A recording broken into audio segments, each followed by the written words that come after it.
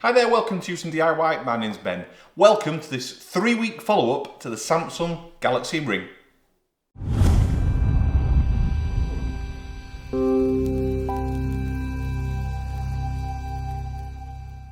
Okay, so it's Tuesday the 20th of August, 8:30 at night if you want to know, and I'm doing a 3-week follow-up to the Samsung Galaxy Ring.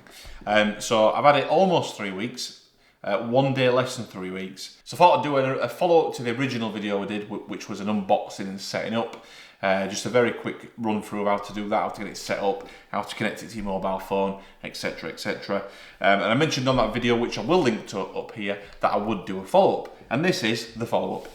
So it's just an honest, really quick video just to tell you what I think, my first impressions of the Ring, using it for 3 weeks, what I've used it for, what I've not used it for, the good things, the bad things, quirks, things I think should be improved, things I think Samsung have missed, for example, which there are some things. This is a Generation 1 device, but I feel like there could be more in there. So we'll jump into that to start with, and then I'll do a kind of final thoughts at the end of the video. Okay, just to confirm what I've used the actual Ring for. So, so the night I did that first video, the day after, I was actually going on holiday.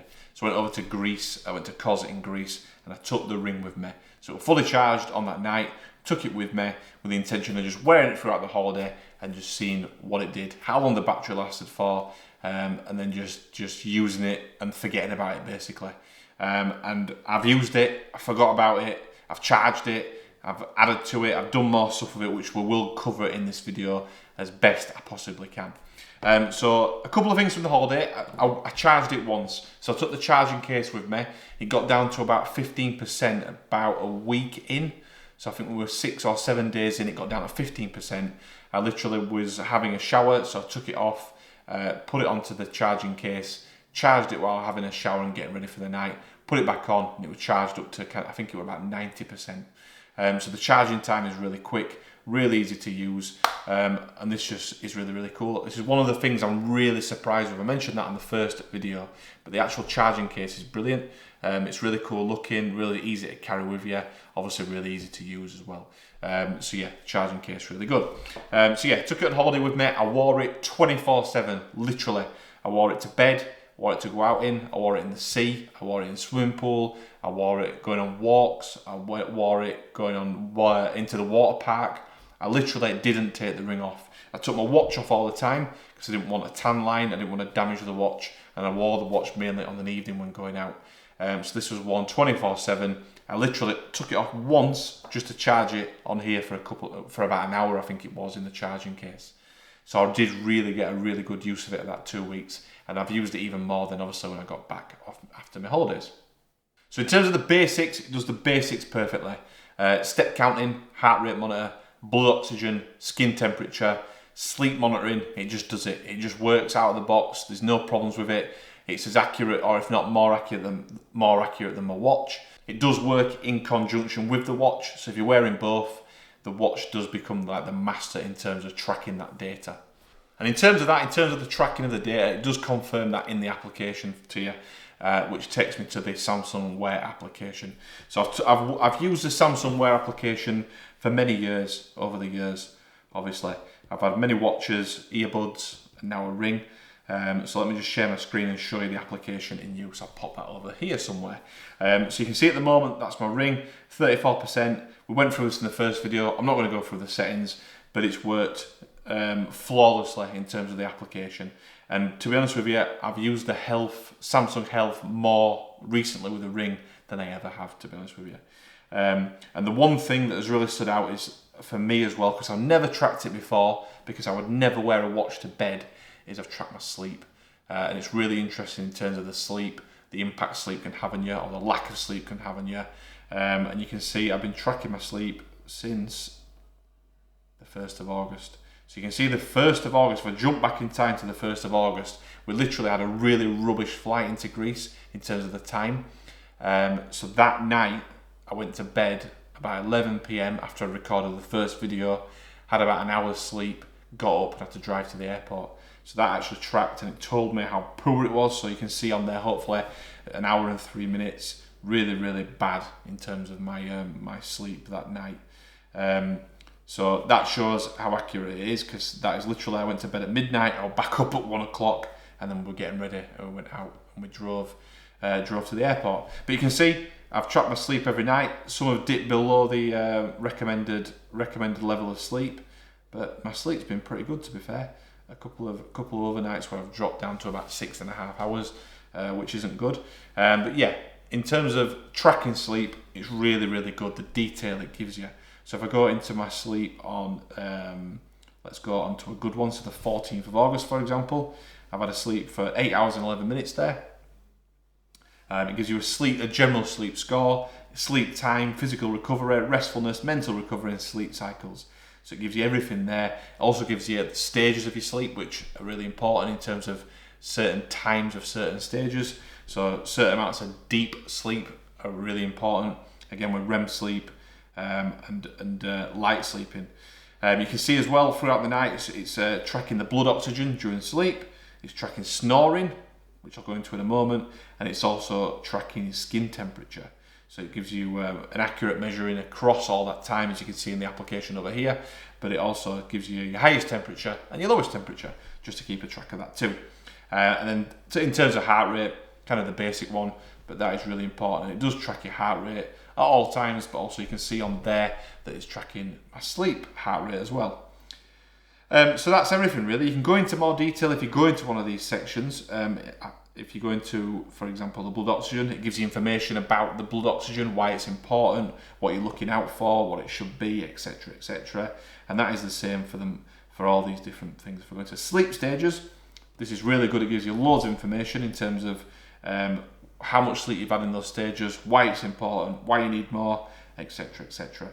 So to be honest with you, I've never been as interested in my sleep before, and I know I've never been a great sleeper. I always stay up too late. So it's really important to know or to find out if my sleeping is good, bad, or indifferent. So yeah, I'm finding the sleep, tracking my sleep, really, really interesting, really informative. And I think it'll make a difference to the way I generally go about my day and what time I go to bed and trying to get to sleep, things like that. So that's been one massive positive in terms of sleep tracking on the Ring. Okay, one of the things I found using Samsung products, and it's not just Samsung, it's any kind of ecosystem, any products you use. If you're not wearing a device, obviously it can't track you. So it can't track your heart rate, it can't track your steps, blood oxygen, any of that. It's simply if you're not wearing it. That's just basics and obvious. So previously, before the Ring, if I were playing football, if I were going on a walk, I forgot my watch, or I did something without my phone, some kind of physical activity. Going into the gym, for example, I don't take my phone into the gym, so I wouldn't be able to track anything in the gym. This is where the Ring comes in really, really handy. So for example, there was one day, and I won't be able to remember it now, but if I go into the Samsung Health application, which you can see in a moment, I'll share my screen again.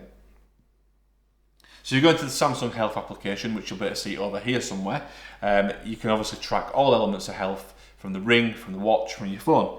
So if I scroll down a little bit and go into steps, you can see obviously I've tracked my steps throughout the last few weeks while I was on holiday.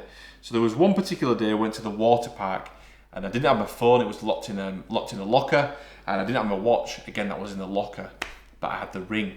So if I didn't have the Ring, I wouldn't get my steps, I wouldn't get my heart rate, any of that. So it's obvious, but this is where there's a massive benefit, where you don't, or you can't wear the other devices, or you can't have your phone on you, or you forget a device. So I think this will be massive when I'm playing football. I did mention that in previous videos when I was looking at features, what you'd want in the Smart Ring, which was a few months ago, which I'll link to up here. So that was where I was looking at what features I think should be included for scenarios such as playing sport, football, tennis, cricket, anything like that, where you wouldn't necessarily have a watch or a phone with you, but you can definitely wear the Ring.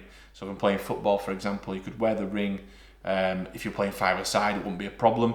But if you're playing 11-a-side, a more competitive game, you could tape it up and you could still wear the Ring and still get the heart rate monitor and a step counter and different elements of the health tracking, even when you can't wear your watch or have your phone. So that's one massive benefit. And I can't remember which day it is.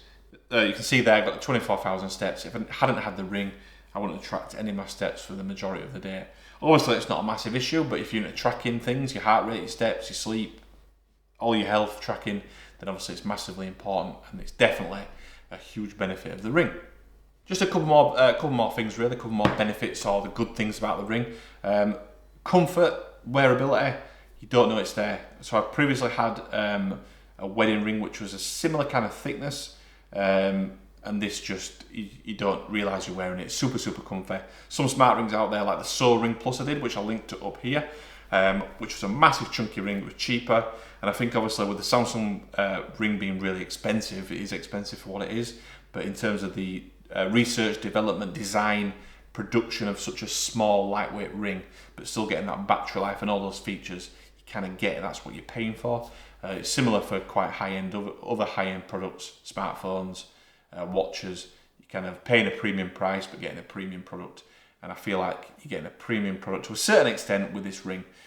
Super lightweight, really comfy, had no problems with that. And I definitely chose the right size as well. I got the size 12, but yeah, perfect in terms of wearability and comfort. The last benefit, or the last pro, or the last good positive thing is the Samsung Health app and the Wear app.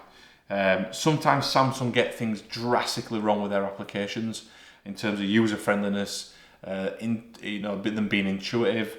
I've had Samsung applications that have been a disaster. This has been really simple. You saw in the first video that I did, hopefully, or you've seen on other videos how easy this ring is to set up. As soon as you open the case, the phone detects the ring straight away, and it's super simple to use. It synchronizes on its own, it takes information on its own. Really, really, really easy to use.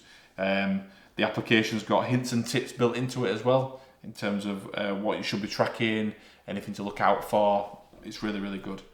So as an ecosystem, a health tracking ecosystem with the watch, the ring and the phone, they've really got things right, I think, Samsung, with the Samsung Health and the Samsung Wear applications. Okay, negatives. There's not many, I'll be honest with you, and it comes down to, for me, features. So when they first announced or first kind of leaked that there was going to be a Samsung ring, the previous video I did, I felt like NFC and payments could be a massive thing for rings. So obviously being able to use this to pay, or some form of NFC built into it, would be really, really good.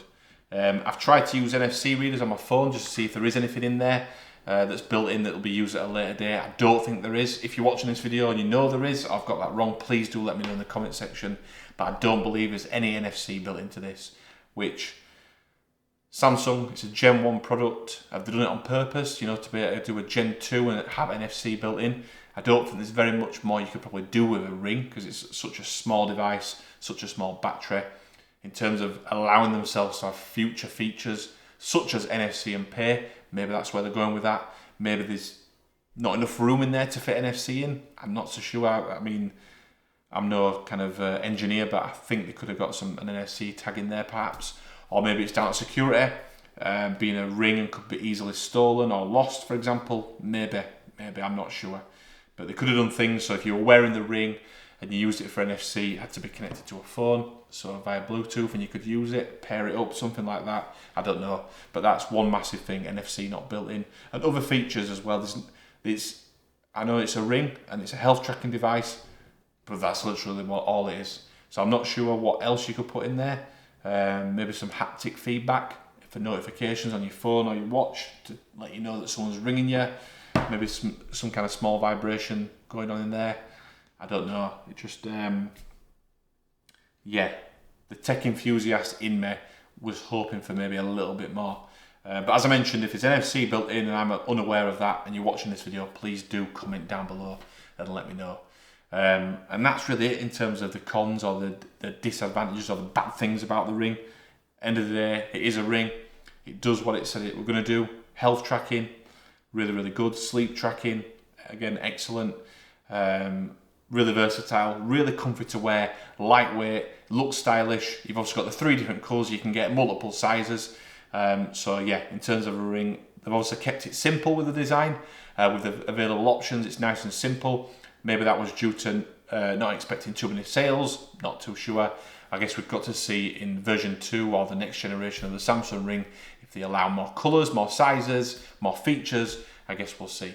But overall, as you can see, I've only really got one bad thing to say about it after 3 weeks of use. I will do another follow-up at some point in terms of long-term see how the battery life holds up, see how the charging case holds up. But from a first 3 week, first impressions, first use, real life use as well, overall really impressed. Just that one disadvantage. Okay, all done now with this 3 week follow-up video on the Samsung Galaxy Ring. Hopefully you've enjoyed it. It's been informative, at least if you're looking at the ring, looking to buy one, or looking at reviews of them, just to give you some real life kind of usage information, opinion, things like that about the ring. So if you have liked the video, it has been informative, please do give it a thumbs up, give it a like. If not for any reason, give it a thumbs down, give it a dislike, let me know in the comment section why. Any questions about the ring, anything I've missed, anything you want to ask me or me to add on to a future video, again, just drop all that in the comment section. I will reply to all questions and comments. I will do a further follow-up video, maybe a three month or 6 month review of the ring. And then maybe back next year with a version 2, perhaps with those extra features built in, such as NFC. So if you want to follow the Houston DIY channel for more videos in the future on the Samsung Ring, more tech reviews, product reviews, home DIY projects, giveaways, and much more, hit that subscribe button, and we will see you on the next one.